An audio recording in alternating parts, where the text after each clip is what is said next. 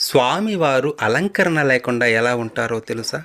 శిరస్సున కిరీటంతో, యజ్ఞోపవీతంతో, నడుమున నందక ఖడ్గంతో, పై కుడి ఎడమ రెండు చేతుల్లో శంఖ చక్రాలను ధరించి, కింద కుడి చేతిని వరద ముద్రలో ఉంచి తన పాదద్వయాన్ని శరణు వేడుతున్నట్లుగా చూపిస్తాడు స్వామి. అలాగే క్రింది ఎడమ చేతిని నడుముపై ఉంచి కటిహస్తంతో మోకాలను చూపుతాడు స్వామి. విచిత్రమైన ఈ భంగిమలో తాను నిలిచి ఉన్న ఈ చోటే సాక్షాత్తు శ్రీ వైకుంఠం.